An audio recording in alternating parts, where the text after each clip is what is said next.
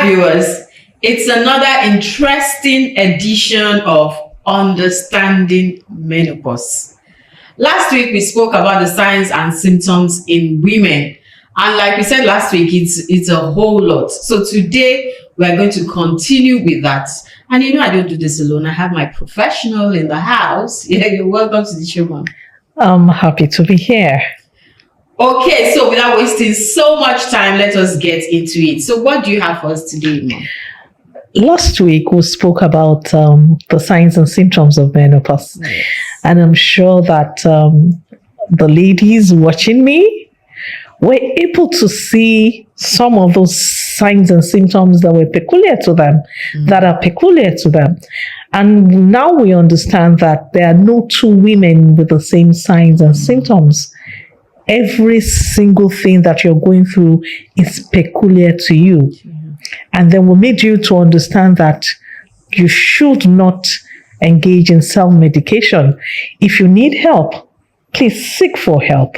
So today's episode, we're going to be talking about something that is very, very unique. It's also peculiar.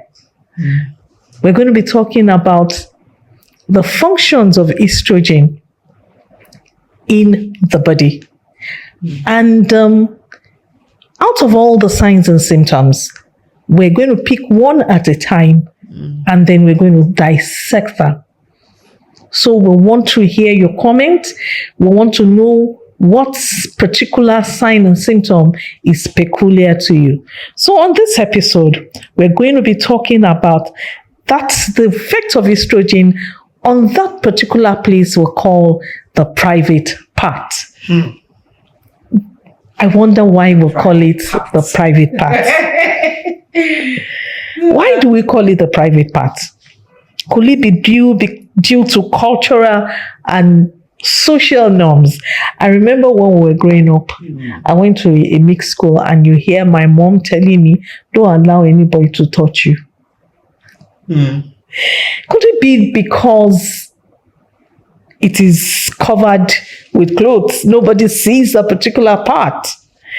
Intimate, and because of sexual functions. Or could it be because of the functions that are peculiar to it, the sexual functions? Because nobody will come out here and be doing the real doing in everybody's presence. Could it be that's why it's called a private part? Because it's private to us. Sorry to cut you. When you say private parts, you know there are different places they term as the private part, because you can call the breast private part. You can call the part that is covered. So which part of the private part are we talking about? Are we talking about exactly? And that's why I said reproductive function. We're talking about the vagina. Vagina, yes. Nobody calls the vagina the way we have called it. It's sacred. You must not go there. And then that particular part has established boundaries. Yeah. It's not everybody that knocks on that part and goes in and out. And that's why it is called the private part. So in the next few minutes, we're going to be talking about the functions or the benefits of estrogen in the private part. Also, we have learned that chemical hormone, estrogen, has a lot of benefit to every organ, every tissue, every part of the body.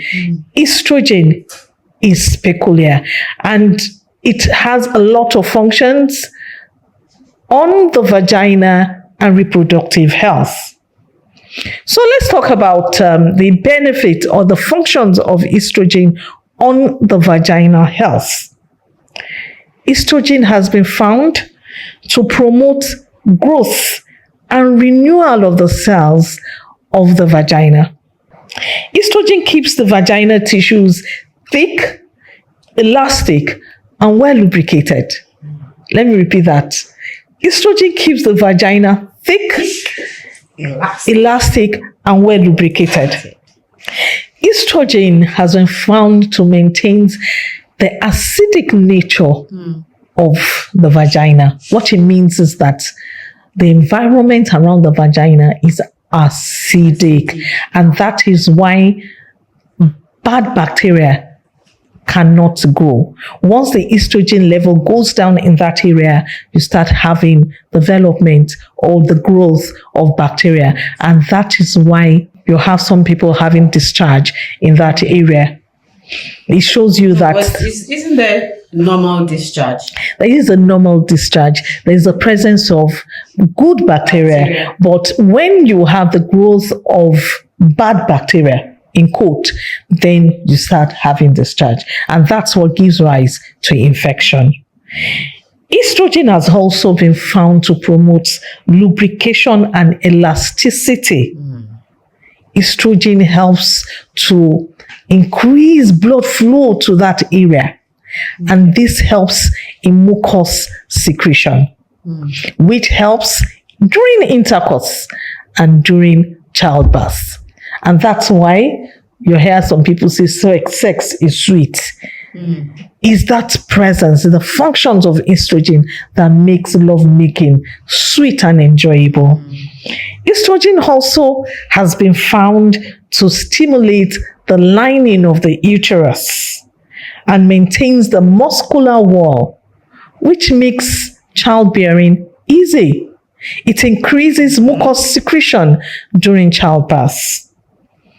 Estrogen helps to maintain menstrual cycle and also the ovulation cycle.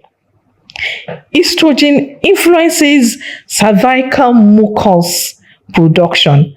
It makes it thinner and more receptive to sex.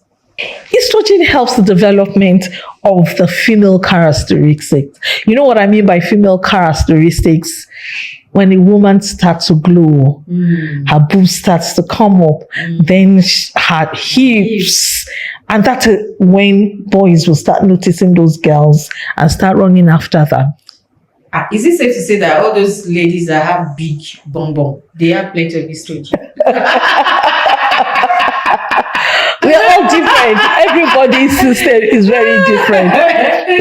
And then estrogen helps to maintain bone health. Support cardiovascular health. Estrogen also helps to maintain bone density and supports cardiovascular health. When the estrogen level goes down, the reverse is the case. Wow. And what happens when the estrogen levels goes down? That's menopause.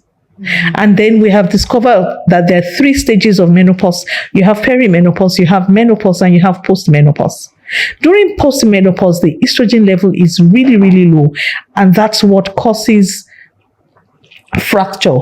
It affects the bone density, and then that's when you see some people having high blood pressure because the estrogen level, once the maintenance in the heart goes down, it affects the cardiovascular health negatively.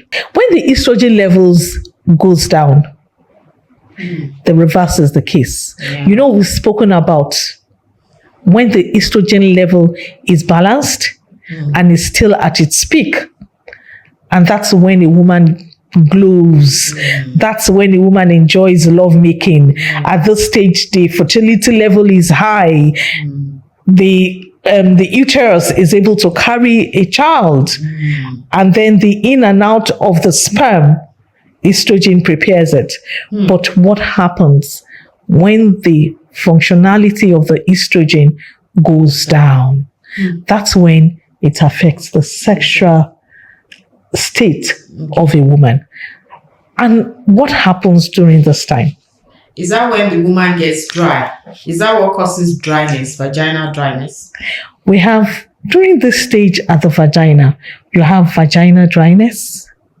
You could have bleeding. You could have secretion of infection. You could have pain. So let's talk about vaginal dryness. When we're talking about vaginal dryness, what happens? We have discovered that what causes vaginal dryness is low estrogen level. And then we also have thinning of the vaginal wall. We spoke about when the estrogen level is at its peak, the vaginal walls needs to be thick and well lubricated. So once the estrogen levels goes down, it becomes thin and not lubricated and dry.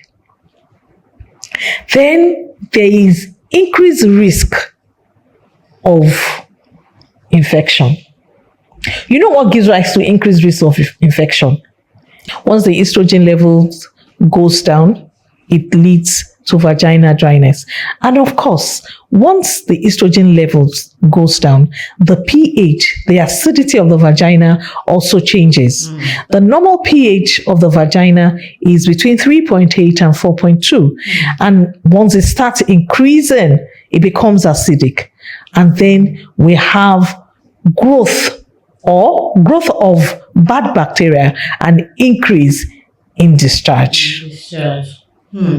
So how does this affect a woman? Yes. Let's talk about sexually, especially the married women or the married couples. Wow, how does this affect the woman? Let's talk about the home. Yes. We have discussed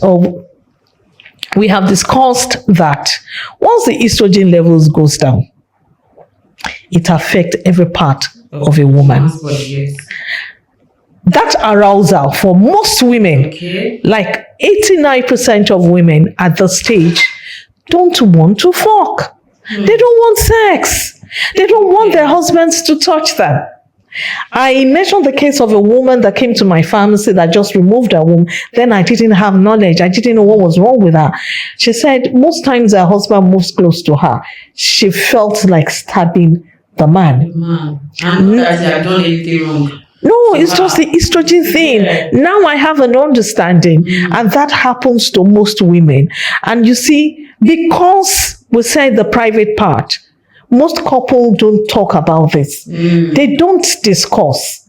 And when a woman is going through this change, she's supposed to let her husband understand what she's going through. Unfortunately, most women don't even know what they're going through. They just know that their body system is changing. They don't feel like having sex. Even those that know until their husbands, it's not all men that are receptive to this information. They just feel like, you have menopause. Are you the only woman that we have menopause? Our mothers had menopause and they made themselves available for our fathers, for their husbands. So what is wrong with you? What are you trying to say? Should I go and get another wife, or why? Is there a time frame for this? Is there a time frame where I don't even know where it gets better, or how does the woman cope in this kind of situation, and how can the husband or the partner help? Okay, thank you very much. At times like this, I want us to understand that there's no cure in menopause. Menopause can only be managed. It's a life sentence. And people have asked me, how long does it last for? You determine how long you want to go. You determine how long you want it to last. Why? How? By the level of the knowledge that you have. And then once you have an understanding about this menopause thing, it is your duty, is your right to make your husband to understand. How you want to get this across to your husband depends on you. You know when your husband wants, every couple must be ready to fight for their homes. You just don't walk away. True think and how did they say it? For better, for better, for worse. You have to stay together. You have to fight it together. If the husband really, really, really wants the home, he will understand at that particular stage what the wife is going through. Both of them can go for counseling. In this part of the world. Yes. In this part of the world, it's like, it's a man's world, and then when a woman is not performing, so to say, especially sexually, men believe that they have options, and then it's a thing. It's like it's not my problem; it's your problem. So you find a solution to it. What's the definition of marriage? Is one plus this is one the reality here? 1 plus 1 This is the 1. reality, because No the man matter will be what like, I have happens, needs. What do I do about my needs? What do the I do about man my should not needs? see it that way. It should not be selfish. This thing belongs to the two of us, and we both have to fight it through. You see, and that is why one of the most important things during this stage in marriage is communication. Once you have noticed that your wife is not behaving the normal way she's behaving, you need to sit your wife down and you need to talk about it. At this stage, you must do so many things together. You must go for walks together. You must sleep together. You must eat together. It's very difficult. And at this stage, that is when you see couples going their separate ways. No, we have to be intentional. We have to help each other through this. This thing can be managed. And then how can we manage it? How can the woman? Number one, exercise. Okay. Exercise is the most important thing. I've seen in our community, I've seen so many women in our community, I've seen so many women testify to the benefit of exercise during sex. And then, in order to overcome this vagina dryness, use lubrication, water-based lubricant. Yeah, water-based lubricant, yeah. You don't need to force yourself. You don't need to kill yourself over what is not. Let your husband understand it and let him apply the gel, water-based lubricant on you, or you apply it on the tip of his penis. Okay, but that's I think there are two issues here. That's for vaginal dryness. Yeah. What of libido? Because you mentioned a woman who says when the husband was The arousal. Yes. What if she doesn't even want to have it? She's not feeling it. She doesn't even want to be touched. How can she? What can she? She doesn't want to be touched. Yes, like she doesn't even. The husband is coming to her, for sex, and she's not even. There's so many other things that the man can do. The man can be present for her. When he knows that the wife is pregnant. We are talking about which men? I'm sure that there's some Nigerian men that still understands their wives. Okay. If the woman does not want the man to touch her, the man can be present with her. The man can be yes, the man can be present for her. And if she does not want the man around her, the man should understand and just leave her for that moment. It is a mood swing thing. And because the hormones are fluctuating, when the hormones are balanced and the man realizes that the wife's hormone is balanced, the man will just quickly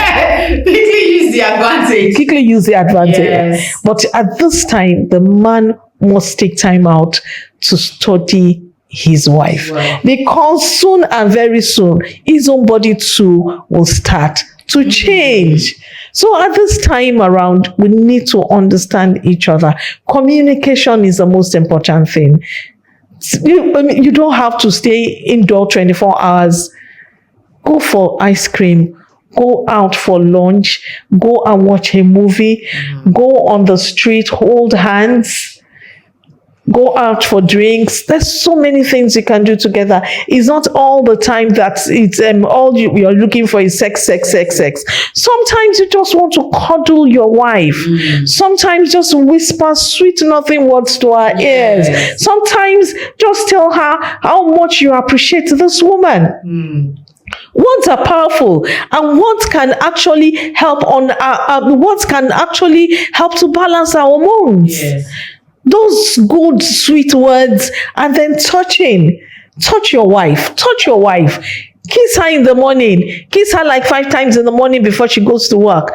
And then without, like I'm trying to be cutting you short, but I just want the audience to get the best of this, because now we are talking about Nigeria, and then we have to be practical. You know, the average Nigerian man, they don't know about cuddling, and if I'm holding you, he has to end some way. What is that language that your wife understands? If I'm kissing you, he has to end somewhere. It's just like, oh, I'm kissing you, oh my darling, I'm kissing you, and then I let you go, and everybody laughs, and we are going up. No, if I'm kissing you, as I'm kissing you now, I'm removing your bra, I'm removing your pants. He has to end his sex. And you know what you're saying now is not that. You know, it doesn't necessarily have to end his sex. Not every time. You know, I can just kiss you because I want to kiss you. I can cuddle you, and we can stay like that cuddling without sex. You know, I think that's what the men need to.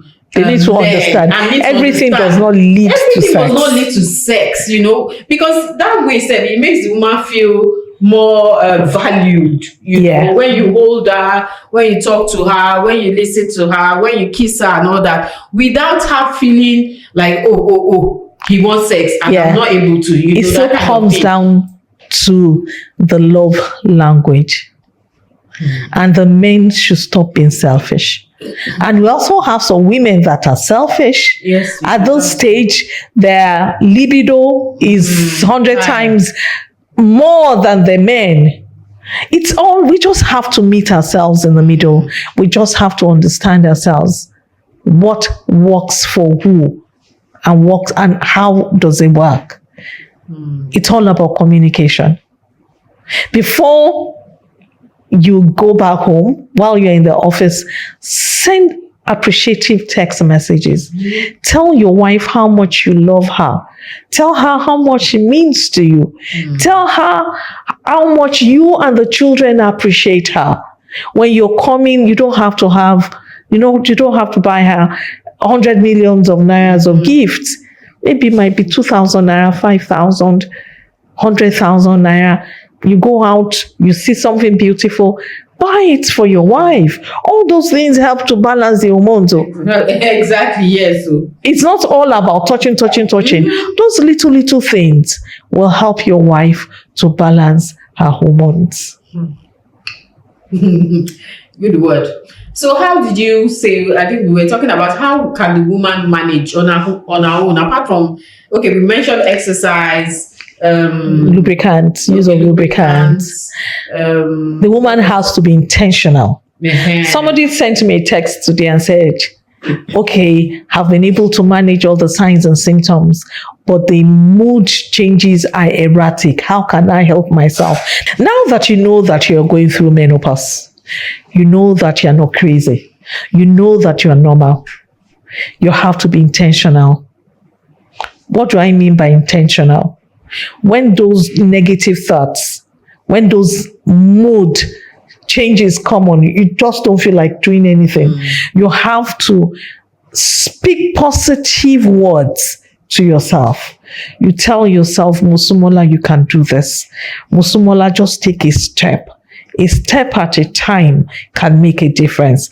When your body is saying, no, don't go for that exercise, drag yourself out of your bedroom and just take a step. By the time you take a step, you'll have your inflow, your blood inflow will be better. Your heart will beat better. Things will get better. That's what I mean by being intentional. Because you know that you're not sick. And when your husband comes, women, open your ears, open your eyes and listen. Don't run away from sex. And there are studies to show that when the vagina is crying, is dry, consistency will increase the lubrication. The more you do it, the more the pain will reduce, the more the dryness will reduce, and then you get better over time. Don't run away. You have to be considerate, or else you push your husband out. So sometimes you make yourself uncomfortable to make your husband comfortable. Yeah. Good advice. Okay, so are there any supplements? There are many supplements. There are herbs that you can use. You can use turmeric, You can use ginger. You can use black pepper. Okay, let me teach us how to do this. You can actually soak. Honey has been found to be very, very effective in management of vaginal dryness during menopause. But don't take too much of it. Maybe 5 meals of honey. 5 meals or 2.5 meals of honey. Blend turmeric, ginger, cinnamon, and black pepper. You can blend everything together, sieve it, and add 5 meals of honey. This has been found to be very, very effective. Tiger nut has been known to also improve arousal during sex. In women? In women, also men. It's good for men as well, because I know there's this combination of tiger nut, dates, coconut, banana, and sometimes groundnut, just mix it together. You blend everything together? Yeah, you blend everything together. It's very creamy and very rich. It's very good for men. But as you say, in proportions, just yes, in proportions. Definitely. Okay. And it really does not need any sweetener because the date is there. And then it's also got bananas, so it's very rich. I'm sure you have been able to learn 1 or 2 things from this episode. Yes. So women, stop running. Stop running, but men, be considerate. Please, exactly, be considerate. Help us to help you, or help us to let us help each other so that we can make it work.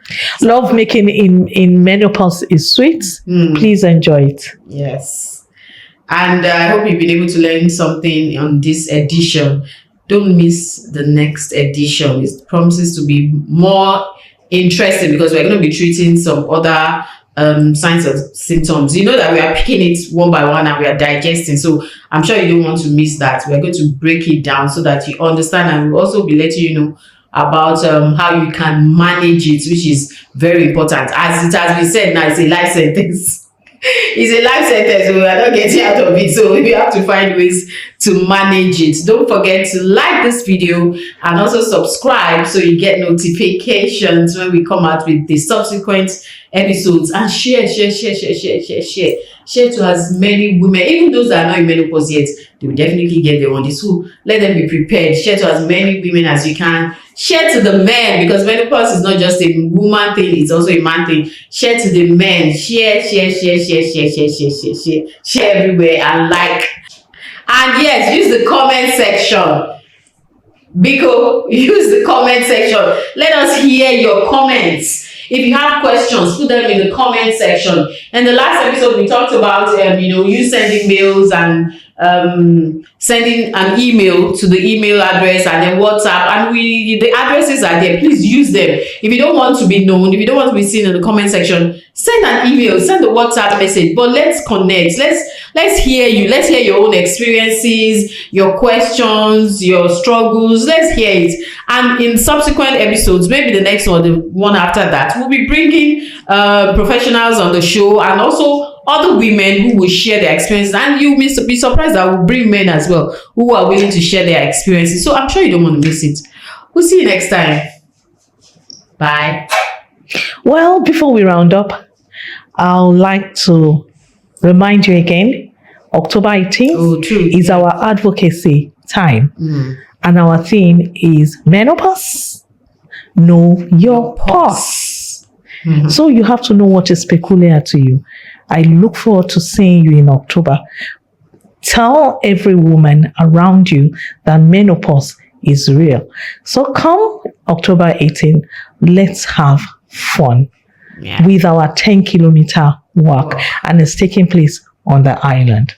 So see you next week. Wait, don't forget to, if you want to join the Memo Club, I'm sure some people, maybe you didn't see the last episode we shared here. If you want to join the Memo Club, can you tell them the number again? Okay, if you want to join the Memo Club, just send an SMS to